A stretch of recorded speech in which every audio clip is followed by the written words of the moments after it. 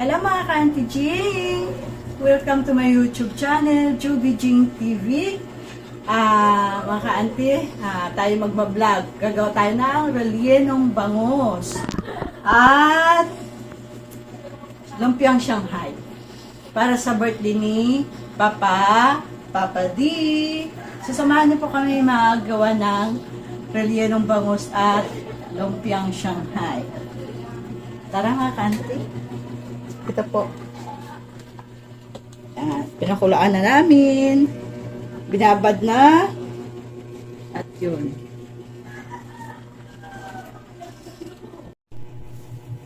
Yan, luto na. Ay, gawa na pala. Minikos mo yan, Ate Ten. Oo. Binimikos-mikos na sis. Mas yan. Yan. Mimikos-mikos na. Magbabalot na siya.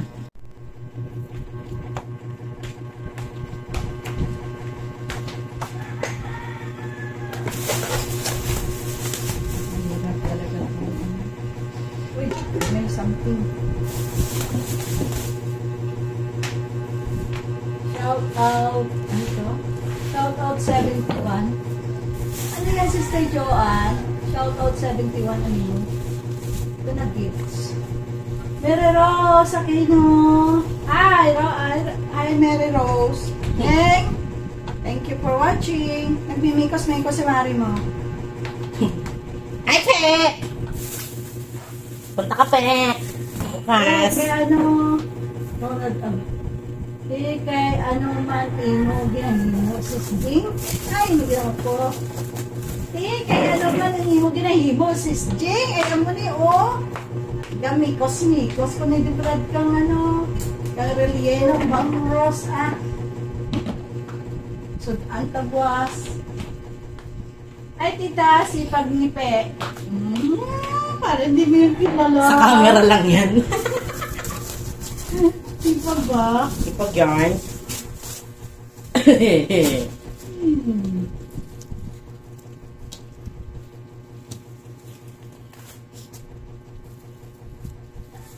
Tatalo po tayo na lumpiang Shanghai. Kasi ilalagay natin sa laman.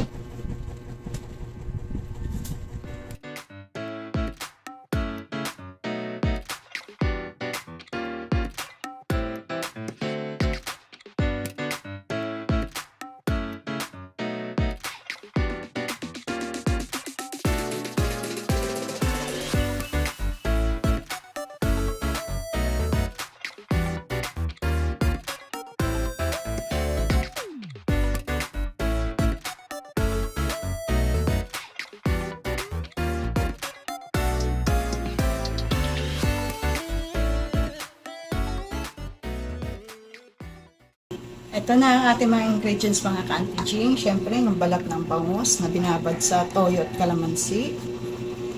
Ito yung kanyang laman na hinimay natin kanina. Yan. Ito yung kanyang mga ingredients. Yan. So, lulutuin na natin siya mga ka-Auntie. Dahil mahaba pang pong proseso ang gagawin. Igigisa pa natin siya sa giniling. Tapos, ibabalot pa ulit natin siya ibabalik natin sa kanyang laman, kanyang katawan. Tapos, ipiprito. Mahaba pang, proseso mga ka-Auntie. Tara, magigisa na tayo. Natin, sibuyas at bawang.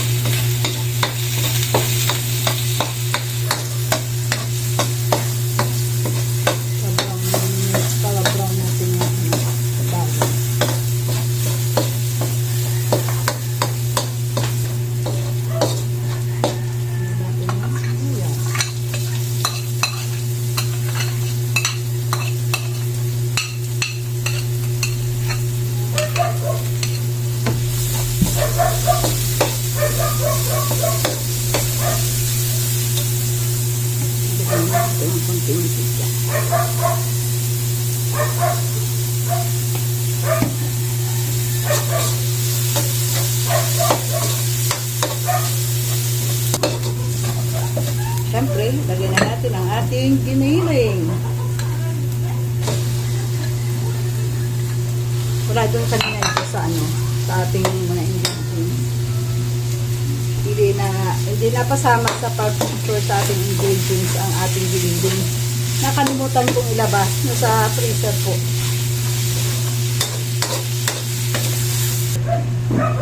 Okay. Mga ka-aunty, nagisa na yung ating sibuyas, bawang at ang ating giniling. Hindi ko nakuhanan. Akala ko kasi naka-video na, hindi pala. So, sorry mga ka-aunty. Saka yung aking giniling, hindi na pasama kanina sa mga binidyo sa mga ingredients na dimutan ilabas sa freezer. Yan. Daming ginagawa ni Auntie Jane. Hapon na, haba ng proseso kasi ng buriya ng bangos. Kaya talagang matrabaho. Yan. Ito na po yung ating giniling. Ating igisa. Pa-brown lang natin ng konti. Kaya ilalagay yung ibang ingredients.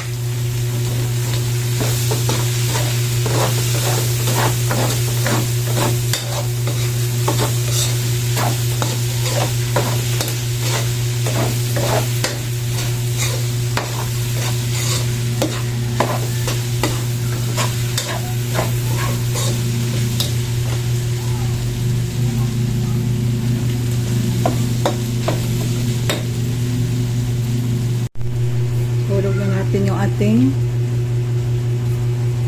isda.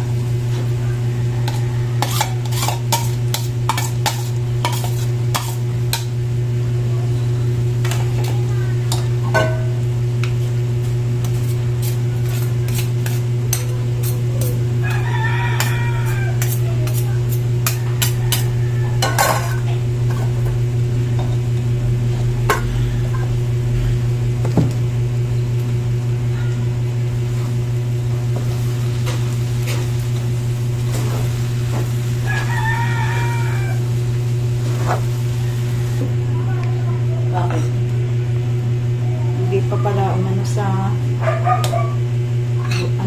dami ng isda. Masarap po marami. Lagyan natin ng paminta. Peng, peng, peng, peng. At syempre, ang ating ting, ting, ting, ting, ting, ting, ting.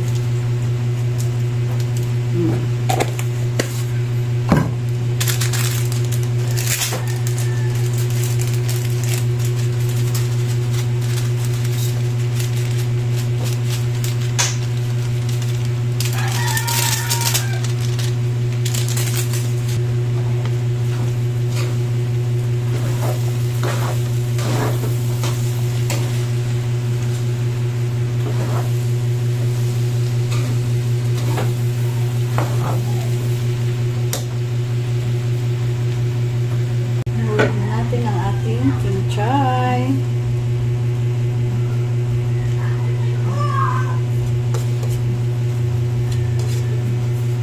Yan. Gamit natin asin.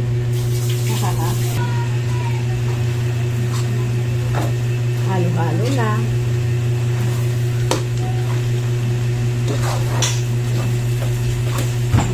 Natin ang kanyang lasa. Kaya ito na. Talagyan natin siya ng harina at itlog.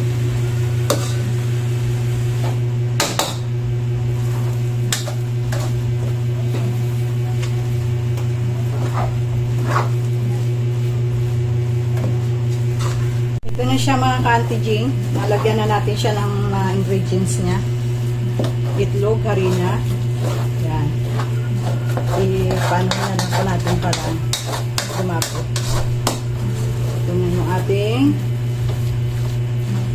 panloob sa ating relleno.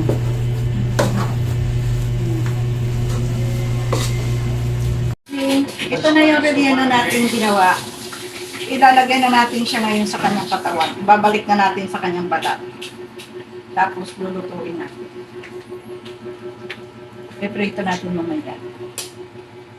Ang hirap gawin. Madaming proseso. Right here in this pond. Next time we see him, he'll be looking nice and pink. Right here we have all of our sea urchins. One by one, they slice them in half, almost breaking them, revealing these 8 beautiful eggs inside. After cutting it open, they give it just a little bit of a rinse, and then next, they go on a platter with a side up too. My second course right here, ending most. Ayan na mga ka-Auntie Jing, ang aming relleno nagagawin na. Yan, naluto na siya. Tapos ngayon, ilalagay na natin siya sa kanyang katawan. Sa kanyang balat. Kachan. Para maprito na ulit. Ito yung salad. Yan, madaming proseso. Salad ni Ate Tin. Habang proseso ang relleno.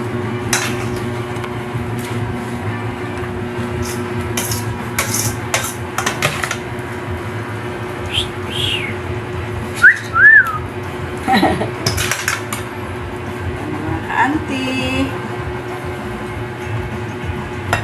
Ganito po talaga pag may occasion. Si Ate T, nagagawa ng kanyang salad.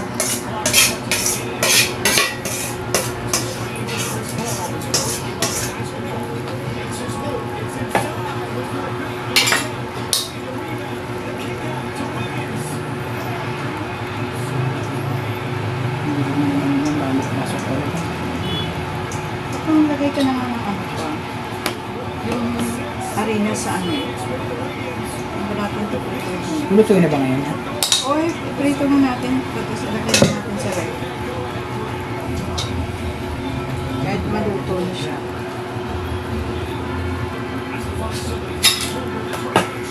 Ano ba yung nado sa isang plastic ng harina yun? Opo, harina po yun.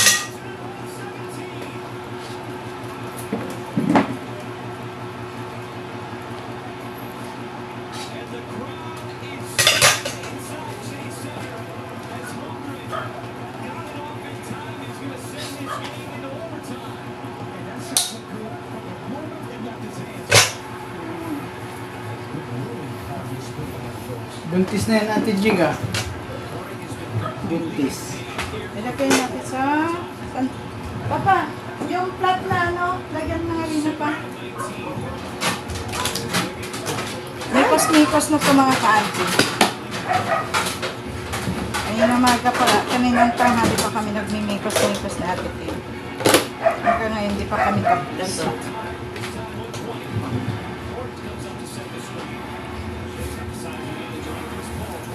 Parang paano itong harina? Pag bumili niya na. Saan yung ito lang mga sa ref?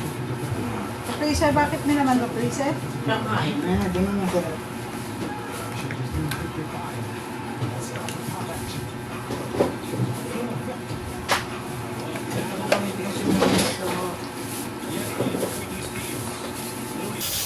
Chicken. Chicken. Chicken. Chicken feet. Chicken fish. Chicken feet. Nagluluto si Papa D. Nagpe-prepare na siya. Sinasangkot siya niya na yung mga preparation ni Papa D. Tingnan niya dyan, ginagawa niya dyan birthday celebrant. Ano yan? Gata. Ano yan? Gata. Gata. Yan.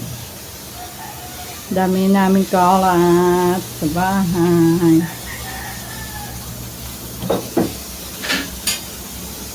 Kasi may ginagawa.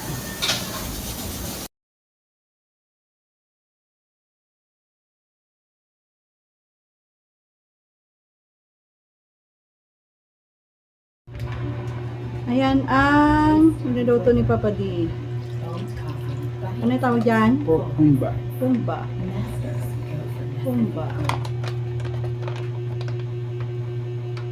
Humba.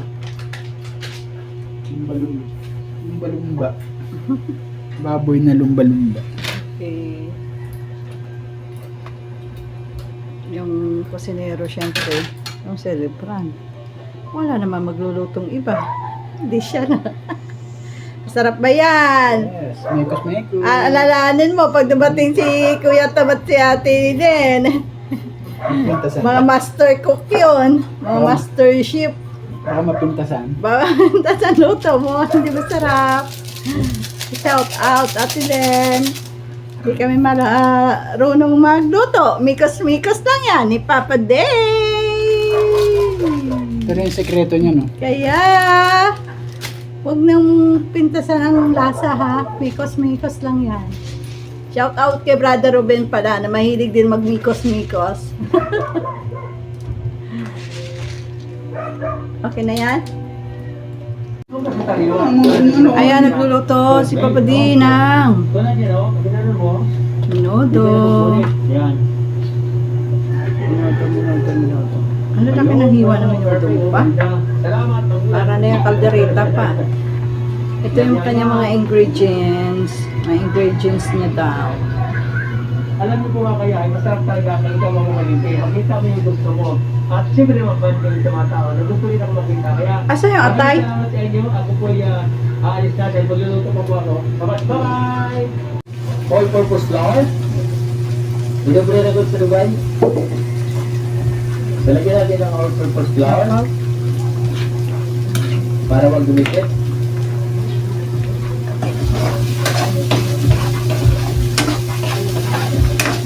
Tignan natin, gawin ito.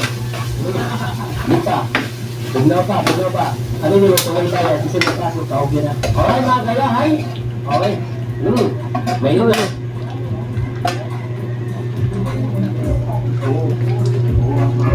Sumabay na natin siya. Tignan. Saan yung atay? Lagi ko nahanap yung atay. Nandyan, ha? Buhay natin yung ating isda. Ito. Isda.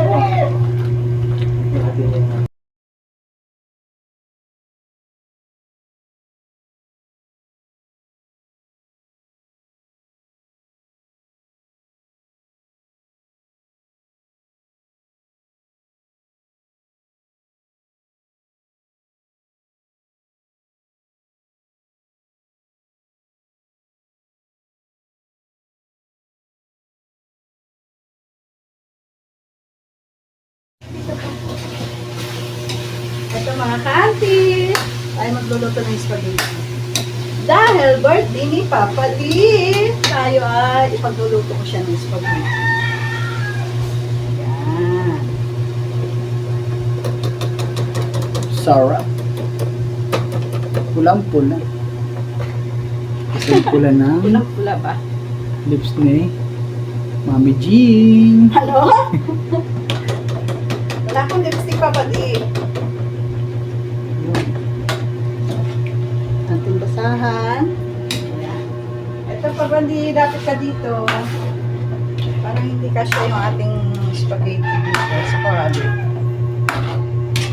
Ano ba? Tingin mo pa. Kasi yan. Lalagay tayo ng konting gatas. May mekos-mekos tayo mga ka-auntie. Mekos-mekos lang yan. Kutsara please. Thank you po. Yan. Ako'y naglalagay ng gatas mga ka-auntie G. Hindi ako naglalagay ng asukal kasi nagtutubig po ang spaghetti pag naglalagay ng asukal. Kaya aking nilalagay ay gatas na malapot. Yan. Okay na yung mga ka-auntie. Pakuloy na lang natin siya ng konti. Tsaka ilagay natin yung noodles. Noodles ng ating spaghetti.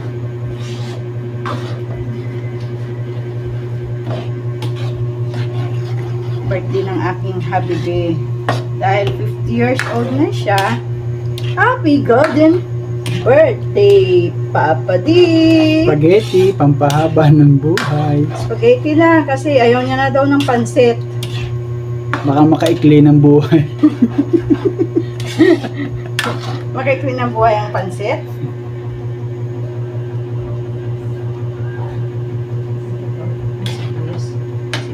Hindi mo naluluglugan ng tubig yan?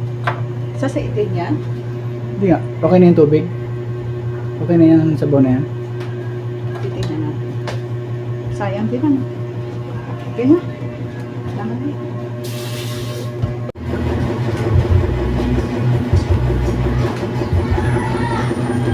Okay na ba yan, Tamis? Gusto mo ba ganito pita?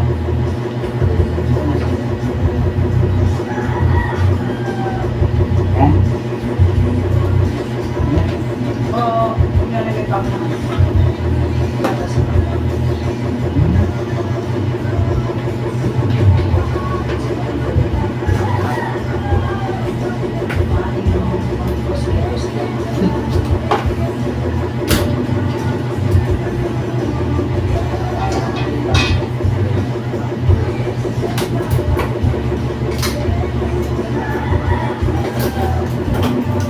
Okay na okay. Ano yung nasa pa? Hawa na lang yan. Bubukas ka ng gatas eh. Ayun naman yan. Ah.